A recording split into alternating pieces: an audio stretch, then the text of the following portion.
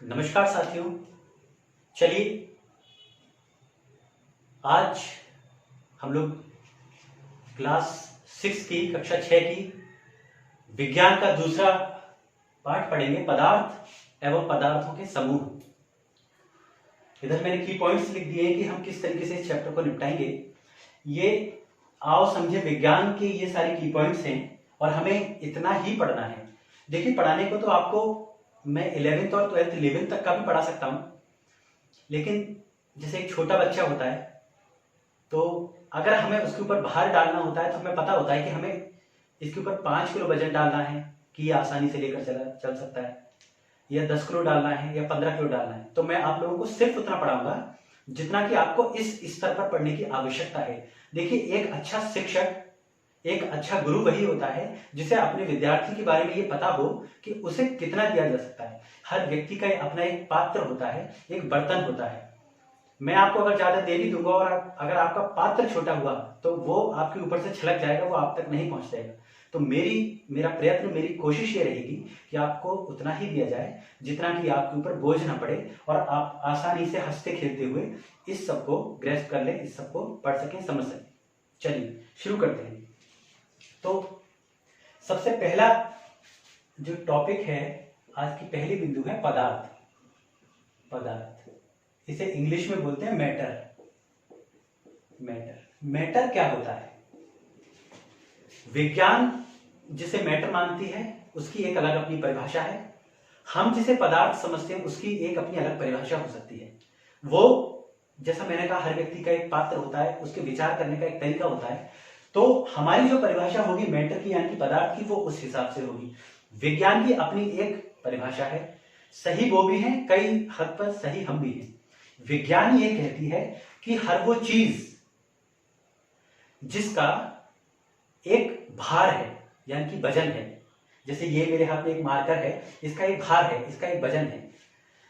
हर वो चीज जिसका एक भार है, जो रखने पर स्थान लेता हो, जैसे मैंने ये हाथ पर रख दिया तो हाथ पर रखने के बाद ये एक स्थान ले रहा है, और जिसे महसूस किया जा सकता है। जैसे अगर मैं अपनी आंखें बंद करूं और इसे अगर मैं महसूस करना चाहूं तो मैं इसे महसूस कर पा रहा हूं। ये इसकी सतह जो है वो थोड़ी सी चिकनी है, यहां पर थोड़ा सा उठा हुआ है। तो हर वो चीज, उन्होंने 3 बातें बताई। पहला, जिसके अंदर भार हो, यानी कि वजन हो। वजन अलग चीज होती है, भार अलग चीज होती है, ये भी मैं आपको बताऊंगा। दूसरा, जो स्थान ग्रहण करता हो, स्थान ग्रहण करता हो। और तीसरा, जिसे महसूस किया जा सके। पहला, जिसके अंदर भार हो, किया जा सके। पहला, जिसके अंदर भार हो। दूसरा, जो स्थान ग्रहण करता हो। और तीसरा, जो महसूस किया जा सकता हो। अब आप अपने आसपास कीजिए ये कि आप अपने आसपास कमरे में देखिए कि क्या क्या चीजें रखी हुई हैं। जैसे मेरे सामने एक चाय का कप रखा हुआ है, जैसे ये चाय का कप है,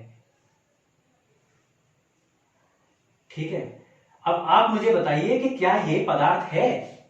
भाई देखो, इसका एक भार है, भार भी है, तो देखो इसमें भार भी है। इसका ये एक स्थान भी ग्रहण करेगा। अगर इसे हम कहीं पे रखेंगे तो एक स्थान भी देखो ग्रहण कर रहा है, ये तो स्थान भी ग्रहण कर रहा है। और क्या मैं इसे छूकर महसूस कर सकता हूं? तो हाँ, मैं इसे छूकर महसूस कर सकता हूं। तो भाई ये क्या हो गया? ये पदार्थ हो गया, ठीक है, ये पदार्थ हो गया। अब आप ये कहेंगे कि अब आप मुझसे या अपने आप से प्रश्न कर सकते हैं कि सर, ये हवा जो है, हवा तो हमें से, हवा का ना तो कोई भार दिखाई देता है हमें, ना वो स्थान ग्रहण करती है, और ना उसे महसूस किया जा सकता है। तो मैं ये कहूंगा कि आप अभी चीजों को सही तरीके से नहीं देख पा रहे हैं, इसलिए आपने ये कह दिया। हवा का भी अपना एक भार होता है। मैं बताऊं आप हवा का भार कैसे निकालेंगे। आप ये कर सकते हैं कि आप जो साइकिल का एक ट्यूब होता है, या फिर आपके घर में जो एक गुब्बारा होता है, आप उसमें फूंक मार के हवा भरें। ये देखिए, मैंने क्या किया, एक गुब्बारा जो है वो भर दिया, यहाँ पे इसका नोट लगा दिया, ठीक है। अब इसका भार नापना है तो पहले खाली गुब्बारे का वजन कर लेते हम, उसके बाद हवा भरने के बाद अगर हम गुब्बारे का वजन करेंगे तब हमें ये समझ में आएगा कि हवा का भार होता है। दूसरा पॉइंट, स्थान देखो। अगर स्थान ग्रहण नहीं कर रही होती हवा तो क्या वो इसके अंदर आ सकती थी? इसके अंदर नहीं आ सकती थी, इसका मतलब स्थान भी ग्रहण कर रही है। अब हवा क्या हमें महसूस होती है? तो अगर हम इसे खोल दें तो इसमें से बहुत तेजी से हवा निकलेगी और ये पिचकेगा, होता है, और ये आवाज भी करेगा, ये पिचक के इतना भी रह सकता है। तो जब हम इसके जो माउथ है, इसका मुंह है, अगर उस पर हम हाथ लगा देंगे तो हमें हवा महसूस होती हुई दिखाई देगी। या जब आंधी चल रही हो तो तुम्हें लगता होगा कि तुम पीछे को जा रहे हो, तो यानी कि वो महसूस भी होती है। तो यानी कि वो भी क्या है? वो भी पदार्थ है।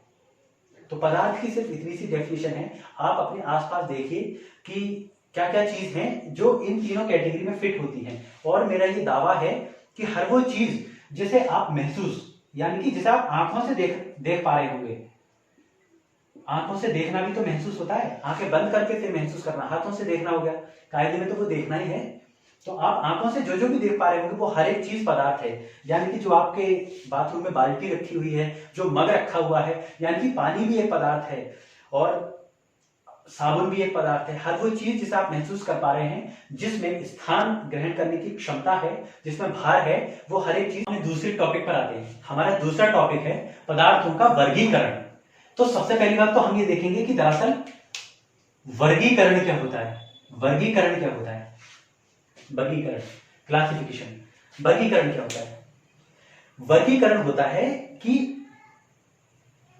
एक जैसे गुणों के आधार पर अगर हम चीजों को एक जगह रखना शुरू कर दें तो हम ये कहेंगे कि हमने उन्हें वर्गीकृत कर दिया, यानी कि उनका वर्गीकरण कर दिया।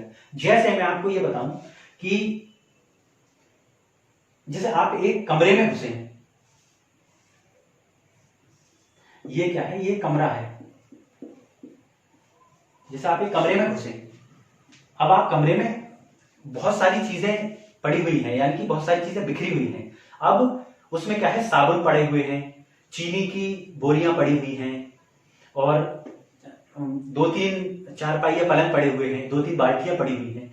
तो हम क्या करेंगे कि सारी बाल्टी तो एक जगह रख दें। जैसे इसमें हमने बाल्टी रख दी, बाल्टी नंबर 1 रख दी, बाल्टी नंबर 2 रख दी, बाल्टी नंबर 3 रख दी, ठीक है। फिर हमने चारपाई रख दी, यानी कि चारपाई पहली वाली रख दी, फिर चारपाई दूसरी एक जगह रख दी, एक कोने में हमने बाल्टियां रख दी, एक कोने में चारपाई रख दी, एक हमने किसी बॉक्स में सारे साबुन रख दिए, यानी कि अगर कोई नहाने वाला साबुन है तो वो हमने एक जगह रख दिया, कपड़ा धोना है तो वो हमने एक जगह रख दिया। देखिए मैं नंबर 1 लिख दे रहा हूं, नंबर 1 साबुन हमने एक जगह रख दिया, अगर सर्फ है तो वो हमने एक जगह रख दिया। यानी कि वर्गीकरण का मतलब हुआ जैसे हमें नहाने या कपड़ा धोने से रिलेटेड जो भी चीजें चाहिए थी वो हमने एक जगह एक खाने में रख दी, तो हमने उसका क्या कर दिया? वर्गीकरण कर दिया। चारपाई हमने सब एक जगह रख दी, बाल्टी एक जगह रख दी। चलो और रख लेता हूं, चीनी की बोरी, यानी कि चीनी की बोरियां एक जगह रख दी। चावल की बोरियां पड़ी हुई थी तो चावल हमने एक जगह रख दिए, ठीक है। इस तरीके से हमने क्या कर दिया? इसका वर्गीकरण कर दिया। एक कोने में हमने चावल रख दिए, एक कोने में चीनी रख दी। अब आप ये पाएंगे कि वर्गीकरण की आवश्यकता क्यों पड़ी। जैसे अगर हम नहाते हैं तो उसकी भी एक आवश्यकता होती है, हमें अपनी शरीर की सफाई करनी होती है, ये हमारी शरीर की आवश्यकता है, यानी कि हमारे नहाने की यह आवश्यकता है। अगर हमें अपने बाल धोने हैं तो उसकी आवश्यकता यह है कि उसमें गंदगी भर सकती है, या अभी जैसे कोरोना चल रहा है तो हमें अपने हाथ धोने हैं तो उसकी आवश्यकता यह है कि बाहर से जो जर्म्स या कीटाणु लग सकते हैं वो हमें धोने हैं। तो इसकी आवश्यकता क्यों पड़ी? इसकी आवश्यकता आप इस तरीके से देखिए कि जैसे अगर आपसे आपकी मम्मी या आपके पापा ये कहें कि भाई ऊपर वाले कमरे में चले जाओ, ये देखो ऊपर वाला कमरा, यानी कि स्टोर बना दिया मैंने, ऊपर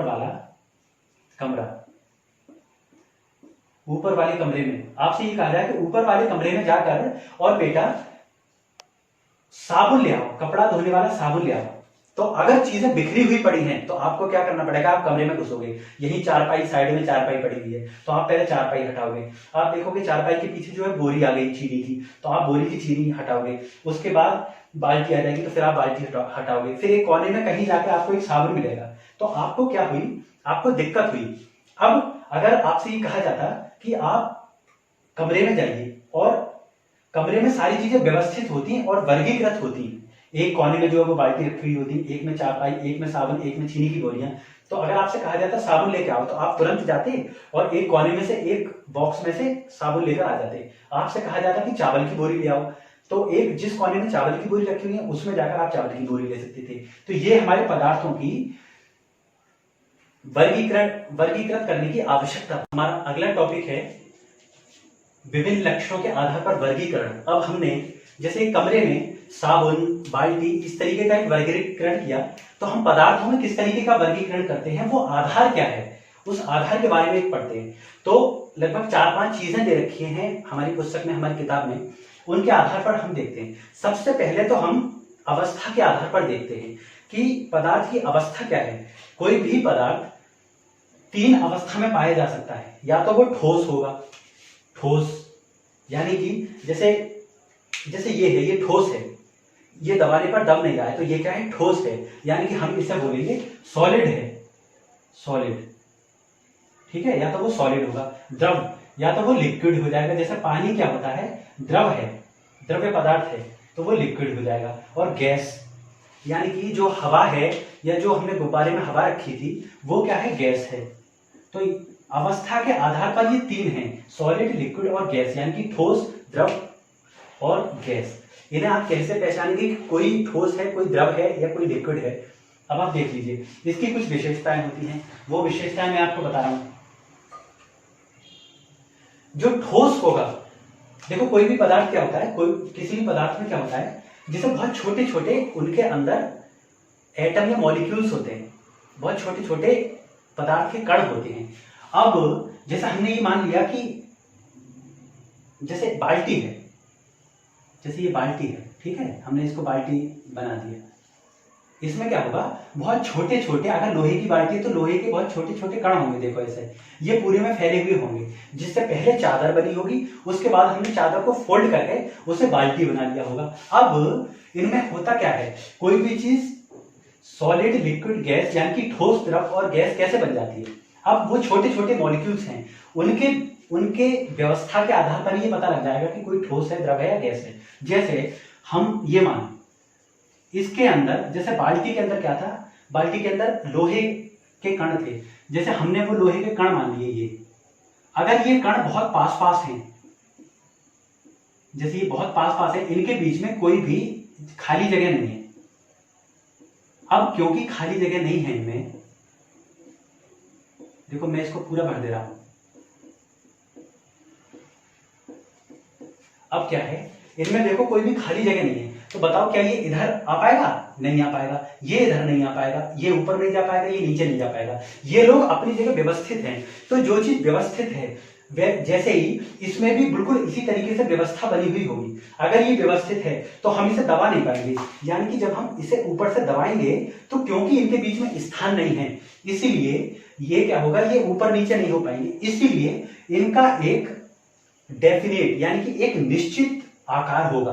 अब तुमने देखा होगा बाल्टी दबाने को दब सकती है, लेकिन उसका आकार जो है वो चादर का आकार तो आप नहीं बदल पा रहे हैं ना, बाल्टी का आकार बदल रहे हैं, चादर का आकार नहीं बदल सकता, क्योंकि उसके मॉलिक्यूल्स में, जैसे यहाँ ये मॉलिक्यूल्स हैं, इनके पास कोई जगह ही नहीं है। अब द्रव में क्या होता है, जैसे सॉलिड में तो ये हो गया, जो द्रव होगा उसमें यही मॉलिक्यूल्स जो होंगे वो थोड़ी थोड़ी दूर पे होंगे, उनके बीच में कुछ जगह होगी। जैसे पानी जो होता है, पानी क्यों बह जाता है, क्योंकि इन मॉलिक्यूल्स में आपस में थोड़ा सा चलने का स्थान होता है। ये ऊपर भी जा सकता है, ये नीचे आ सकता है, ये नीचे जा सकता है, ये इधर जा सकता है, ये इधर जा सकता है, ये इधर जा सकता है, ये इधर, ये नीचे भी जा सकता है, ये ऊपर भी जा सकता है। अब जैसे सपोज कीजिए हमने गिलास में पानी फेंक दिया, उसमें हुआ क्या, जैसे हमने पानी फेंका तो ये दूर दूर, इतने भी दूर नहीं हुए कि ये टूट जाए, या आपने देखा होगा बूंदें टूट भी जाती हैं। तो एक बूंद में भी क्या हो रहा होगा, एक बूंद में भी इसी तरीके से मॉलिक्यूल्स रहे होंगे, अगर वो भी टूटी होगी तो। और गैस में क्या होता है, गैस में, यहां मैं गैस बना रहा हूं, गैस में यही और दूर हो जाते हैं। इसीलिए जब हम किसी बाल्टी को दबा रहे हैं या हम किसी एक लोहे के खाने को या बॉक्स को दबा रहे हैं तो वो नहीं दब रहा है, जैसे लोहे का ताला नहीं दबता है, लेकिन पानी दब जाता है थोड़ा सा। जैसे आप पानी पन्नी में भरकर पानी को दबाएं तो पानी दब जाएगा, और अगर आप किसी गुब्बारे में भरकर गैस को दबाएं तो वो और दब जाती है, क्योंकि उसमें और ज्यादा स्पेस है और ज्यादा उनके पास स्थान है चलने के लिए। तो इस आधार पर हम ठोस, द्रव और गैस निर्धारित कर सकते हैं कि कोई चीज कैसे है। ठोस आपको सब पता है कि ठोस के उदाहरण मैं आपको बताऊं, जैसे मैंने आपको बताया ताला, कोई छड़, इस तरीके से। द्रव जैसे कि तेल हो गया, पानी हो गया, या और चीजें हो गई। और गैस, गैस जैसे कि हवा रही, ठीक है। अब दूसरा है घुलनशीलता। अब आपने देखा होगा कि दो तरीके की वस्तु होती है, या तो वो घुल जाएगी और या फिर नहीं घुलेगी। तो घुलनशीलता के आधार पर दो भागों में बांट दिया हमने।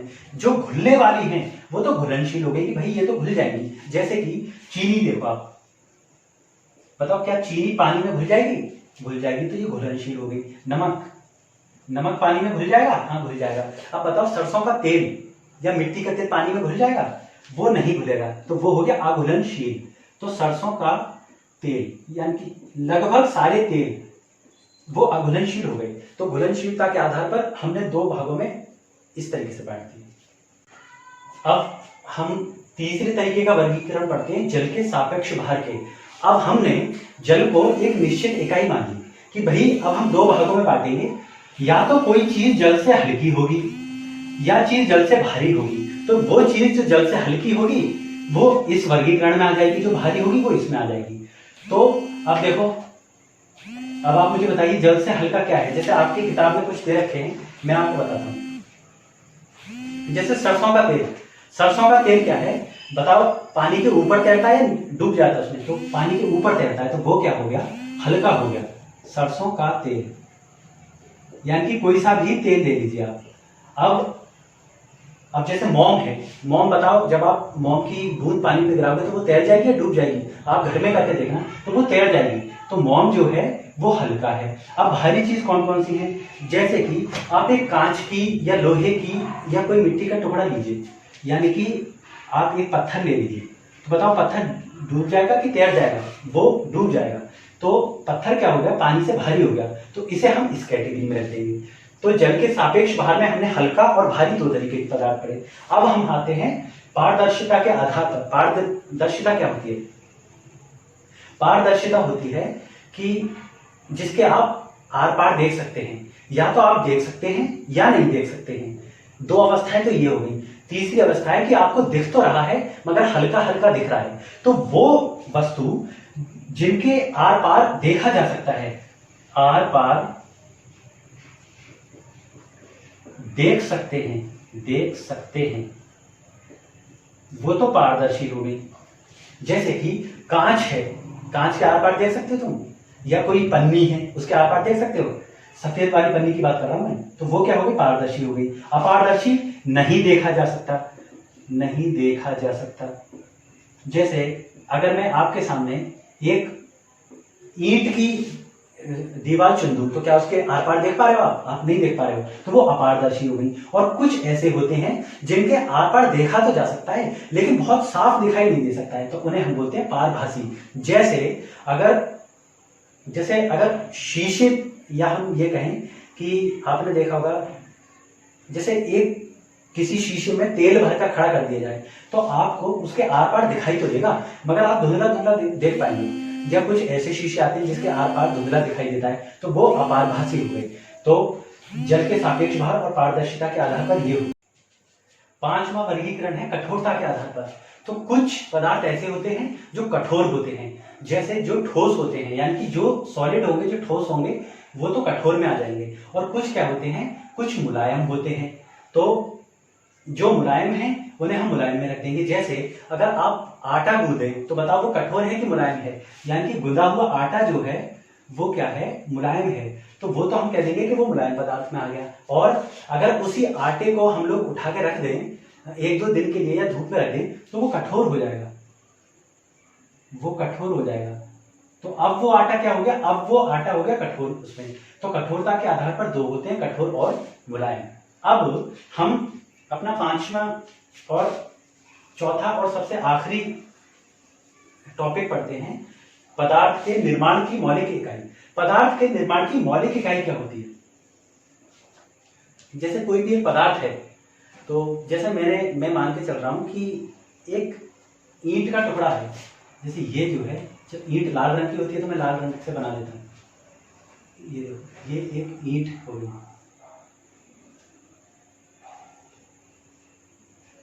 ये ईंट हो गई, ठीक है। इस तरीके से होती है एक ईंट, इस पर कुछ लिखा हुआ होगा, भारत लिख देता हूँ। चलो, मैंने भारत की ईंटें देखी हैं, ये भारत की ईंट हो गई। तो अगर आप इस ईंट को तोड़ो बीच में से, जैसा आपने बीच में से ईंट तोड़ दी, तो ये ईंट क्या हो जाएगी, ये ईंट के तो दो टुकड़े हो गए, लेकिन क्या ये जो छोटे छोटे पदार्थ से यानी कि मिट्टी के कणों से मिलकर बनी हुई थी ये पूरी की पूरी ईंट, क्या हम उनको अलग कर पाए? हम उनको अलग नहीं कर पाए। चाहे आप इसको और बीच में से तोड़ दीजिए, तब भी आप इस छोटे कण को अलग नहीं कर पाएंगे। तो इस आधार पर किसी पदार्थ में उसकी दो मौलिक इकाई होती हैं। दो इकाई, पहली होती है अणु और दूसरी होती है परम अणु यानी कि परमाणु। इसे हम बोलते हैं एटम, इसे हम बोलते हैं मॉलिक्यूल। यानी कि अब हम ये बताते हैं, जैसे ये जो छोटी छोटी बिंदी दिख रही हैं, ये तो हैं मॉलिक्यूल। अब बिंदी क्या है, मिट्टी का एक कणी तो होगा। अब मिट्टी में क्या होगी, मिट्टी में होगी सिलिका, या मिट्टी का एक बहुत छोटे छोटे एटम यानी कि अणु से मिलकर, जैसे मैं ये कह रहा हूं कि ये अणु है, 1 2 3 4 5 6 7 8 9 10 11 12 13 14 15 16 17 18 19 20 21 22 23 24 25 26 27 28 29 30, ऐसी लाखों पता नहीं कितने ये अणु है, ये अणु हो गए। यानी कि कई सारे अणु मिलकर तब एक परमाणु बनेंगे, यानी कि एक परमाणु बनाते। देखो इसे मैं यहां से यहां लगा देता हूं। अब ये एक जो यहाँ पे बिंदी दिखाई दे रही है लाल वाली, वो एक लाल बिंदी है। ये इस तरीके से देखो इसे, ठीक है। अब ऐसे ही एक ईंट में लाखों करोड़ों अरबों खरबों, यानी कि ऐसे ही और भी परमाणु होंगे। ये देखिए, परमाणु के अंदर अणु, तो ये अणु और परमाणु होते हैं। ऐसी पूरी ईंट में फैले हुए होंगे। अगर हम एक बाल्टी का उदाहरण लें, तो बाल्टी में वो क्या होगा, वही अणु या एटम जो होंगे वो होंगे आयरन यानी कि लोहे के। लोहे को हम लिखते हैं Fe, आयरन, ठीक है। तो आयरन के बहुत छोटे छोटे वो होंगे। ये क्या करेंगे, ये आयरन मिलकर बना लेगा एक मॉलिक्यूल। यही मॉलिक्यूल, अब देखो मैंने जब आपको ठोस समझाया था ना, ठोस में जब मैंने ये बराबर बराबर बनाए थे, तो मैंने यही मॉलिक्यूल बनाए थे। अभी इन्हीं मॉलिक्यूल की यानी कि जो मॉलिक्यूल हो गए, उनके अंदर ही क्या होगा, छोटे छोटे एटम होंगे। तो इस तरीके से कोई भी पदार्थ जो होता है, पदार्थ के अंदर क्या होता है, पदार्थ के अंदर होता है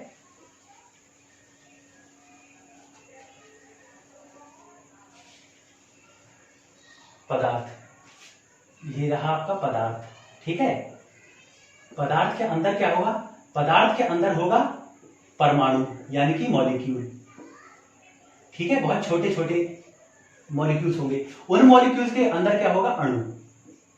अणु के अंदर भी होता है, लेकिन आप अभी छठी क्लास में सिर्फ यही 3 चीजें पढ़ेंगे, उसके बाद हम पढ़ाएंगे। अब मैंने ये आपको पूरा चैप्टर समझा दिया है। अब मैं इसके क्वेश्चन आंसर कर पाऊंगा। तो अब आप क्या कीजिए, अब आप कॉपी लेकर बैठिए अपने साथ। अभ्यास प्रश्न सबसे पहला आपका विकल्प छांट कर लिखिए। तो पहला आपका है कि वर्गीकरण आवश्यक होता है। तो आपकी पुस्तक में जो इसका चौथा ऑप्शन दे रखा है वो सही है, यानी कि वस्तुओं को वास्तविक रखने हेतु, वस्तुओं एवं पदार्थों के गुणों को आसानी से समझने हेतु, और विद्यालय के पुस्तकालय हेतु। आपका खा है, किसी द्रव को गर्म करने पर वह बदल जाता है। तो अब आप देखिए कि आप किसी को गर्म कर रहे हैं, यानी कि जैसे ये एक ठोस था, इसमें बहुत पास वो थे, आपने इसे क्या किया, आपने इसे च्यूल्हे पर रख दिया, ठीक है। अब इसमें क्या होगा, ये जो दो मॉलिक्यूल्स आपस में होंगे ये दूर दूर भागेंगे, क्योंकि इन्हें यहां से ऊर्जा मिलेगी, गर्मी मिलेगी। तो ठोस तो क्या होगा, गैस में परिवर्तित होगा। जैसे अगर आप बर्फ को गर्म करें तो वो पानी में बदल जाता है। ये कह रहे हैं कि किसी द्रव को यानी कि पानी को गर्म करेंगे तो वो गैस में बदल जाएगा, भाप उठने लगती है ना। तीसरा है, गैस को किसी बर्तन में रखने पर वह, अब जैसे हमने एक गुब्बारा एक बर्तन मान लेते हैं, उसमें जब हमने गैस को रखा तो उसने क्या किया कि जो गुब्बारे का साइज था उस पूरे साइज में अपने आप को हो गई, अपने आप को फैला दिया। यानी कि अगर हम गुब्बारे को ऐसे दबाएं भी उसके अंदर से हवा ना निकलने दे, तब भी वो दब सकता है। तो अब उसका जितना दबा हुआ, जितना आकार हो गया, उसमें अपने आप को गैस व्यवस्थित कर लेगी। गैस की यही खासियत होती है। पदार्थों की निर्माण इकाई है परमाणु। मैंने बताया था कि सबसे पहले पदार्थ होते हैं, पदार्थ के अंदर क्या होते हैं, परमाणु होते हैं, उनके अंदर अणु होते हैं। तो अणु जो होता है वो सबसे छोटी इकाई होती है जो स्वतंत्र रह सकती है। रिक्त स्थान। ठोस का आकार बताओ कैसा होगा, निश्चित होगा, अनिश्चित होगा। ठोस का आकार हमेशा निश्चित होता है। दूसरा है अगरबत्ती की सुगंध गैसीय गुणों के कारण कमरे में फैल जाती है। अगर एक कमरे में आप अगरबत्ती जला दें तो आप थोड़ी देर बाद पाएंगे कि वो उस कमरे में क्या हुआ है कि गैस, पूरी अगरबत्ती की खुशबू आ रही है। उसका कारण ये होता है कि जैसे पूरे कमरे में क्या है, हवा भरी हुई है, हवा के छोटे छोटे कण हैं पूरे कमरे में। अब एक आ गया, एक सुगंध का कण आ गया। देखो एक सुगंध का कण, इस पे आ गई सुगंध, तो अब ये क्या करेगा, ये पूरे कमरे में भागते फिर रहे होंगे ना, तो ये इस पे आ जाएगी, फिर ये इस पे आ जाएगी, फिर इस पे, तो देखते देखते वो पूरे कमरे में जो है वो सुगंध फैल जाएगी। ये इसका कारण है। पानी में घुल जाता है, नमक भी घुल सकता है, चीनी भी घुल सकती है, वो सारी चीजें लिख सकते हैं आप जो घुल सकता है। अब क्या पदार्थ का वह सूक्ष्मतम कण है जो स्वतंत्र अवस्था में रह सकता है। तो अणु जो है, जैसे पहले पदार्थ आया, पदार्थ जैसे एक ईंट आई, ईंट क्या है, पदार्थ है, उसके अंदर बहुत छोटे छोटे लाल रंग के कण, वो तो हो गए परमाणु। उनके भी अंदर क्या होता है, अणु। तो अणु जो होता है वो पदार्थ का सूक्ष्मतम कण है जो स्वतंत्र रह सकता है। अणु के अंदर भी चीजें होती है, इलेक्ट्रॉन, न्यूट्रॉन और प्रोटॉन, लेकिन वो आपको आगे आने वाली क्लासेस में उनमें समझाया जाएगा। अभी के लिए आप सिर्फ यही 3 चीजें पढ़ेंगे, ठीक है। तीसरा हमारा है, तीसरे का क्या है, पदार्थ की 3 अवस्थाओं के नाम लिखिए। तो पदार्थ की 3 अवस्थाएं कौन कौन सी थी, ठोस, द्रव और गैस। खा है पदार्थ की उस अवस्था का नाम लिखिए जिसमें आयतन और आकृति दोनों निश्चित होती है। तो वो अवस्था कौन सी थी, ठोस, यानी कि जैसे कोई ताला, कोई छड़, कोई बाल्टी, कोई ठोस वस्तु, उसमें निश्चित आकृति होती है और निश्चित आयतन यानी कि वॉल्यूम होता है। क्या है, पदार्थ के वर्गीकरण से क्या तात्पर्य है, वस्तुओं को उनके सामान्य लक्षणों के आधार पर अलग अलग समूह में व्यवस्थित करना ही वर्गीकरण कहलाता है। कहा है आपका पारभासी किसे कहते हैं, तो मैंने 3 बताए थे, पारदर्शी, अपारदर्शी और पारभासी। पारदर्शी वो थे जिनके आर पार देखा जा सकता था, अपारदर्शी वो थे जिनके आर पार नहीं देखा जा सकता था, और पारभासी वो हैं जिनमें धुंधला देखा जा सकता था। चौथा आपका प्रश्न है कारण बताइए। तो उसका क्या है, द्रव पदार्थों की आकृति निश्चित नहीं होती। क्यों निश्चित नहीं होती, क्योंकि द्रव्य पदार्थों के परमाणुओं के बीच में उनके घूमने की जगह होती है। मैंने आपको बताया था, जैसे इसमें परमाणु हैं तो इनके बीच में थोड़ी जगह रहेगी घूमने की, ये यहाँ आ सकता है, ये यहाँ, ये यहाँ, ये यहाँ। तो जब हम इस पर बल लगाएंगे या फोर्स लगाएंगे तो ये कहीं भी चले जाएंगे, जिसकी वजह से इनकी आकृति जो है वो निश्चित नहीं। खा है किसी पदार्थ को ठोस से द्रव तथा द्रव से ठोस अवस्था में कैसे बदला जा सकता है। तो अगर हम पदार्थ के तापमान में परिवर्तन कर दें तो हम उनकी अवस्थाओं में परिवर्तन कर सकते हैं। जैसे पदार्थ के तापमान में परिवर्तन करके उसे ठोस से द्रव में बदला जा सकता है। जैसे बर्फ को गर्म करके हम पानी में, अगर हम बर्फ को गर्म करेंगे तो पानी में बदल जाएगा, पानी को भी गर्म करेंगे तो भाप में बदल जाएगा। तथा पानी को अगर हम भाप के ऊपर ऐसे हाथ रख देंगे तो आप देखेंगे हाथ में पानी की बूंदें जम जाएंगी, तो गैस जो है वो द्रव में यानी पानी में परिवर्तित होगी। और ठंडा करेंगे तो वो बर्फ में परिवर्तित होगी। आपका कहा है ठोस, द्रव और गैस में अंतर उदाहरण सहित दीजिए। तो ठोस वो हैं जिनका आकार निश्चित होता है, जिनका आयतन निश्चित होता है। जैसे ईंट है, ईंट का आकार और आयतन निश्चित होगा, जबकि द्रव जो है वो जिस बर्तन में रखे जाएंगे उस जैसा उनका आकार हो जाएगा। जैसे पानी को अगर आप गिलास में रख देंगे तो उसका आकार ऐसा हो जाएगा, अगर आप किसी कटोरे में रख देंगे पानी को तो उसका आकार ऐसे हो जाएगा। आयतन के साथ भी सेम है। गैस का क्या है, गैस अगर इनका भी आकार बर्तन पर निर्भर करता है। जैसे आप गुब्बारे में अगर गैस भर देंगे तो वही गैस पूरे गुब्बारे में हो जाएगी। अगर आप कमरे में देखेंगे तो उतनी ही गैस पूरे कमरे में चलेगी। छठा प्रश्न है, पारदर्शिता के आधार पर पदार्थ कितने प्रकार के होते हैं, उदाहरण सहित लिखिए। तो पारदर्शिता के आधार पर पदार्थ 3 प्रकार के होते हैं। पहला पारदर्शी, अपारदर्शी और पारदर्शी। इस सबको मैं समझा चुका हूँ। 7वां प्रश्न है, परिवेश में पाई जाने वाली 3 कठोर व 3 मुलायम वस्तुएं लिखिए। तो 3 कठोर वस्तु हो गई बाल्टी, किवाड़, डंडा। 3 मुलायम वस्तु हो गई रुई, ऊन या रबड़ की गेंद। 8वां प्रश्न है, चुंबक किन किन पदार्थों से निर्मित वस्तुओं को अपनी ओर आकर्षित करता है? चुंबक हर उस वस्तु को अपनी ओर आकर्षित करेगा जिसमें लोहे या इस जैसे कोई कण हो। 9वां प्रश्न है,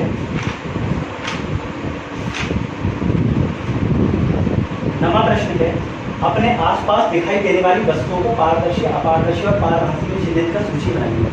तो यह प्रश्न आपको स्वयं करना है ताकि आप इस पाठ से कितना सीखे हैं वो आप अपना आकलन कर सकें।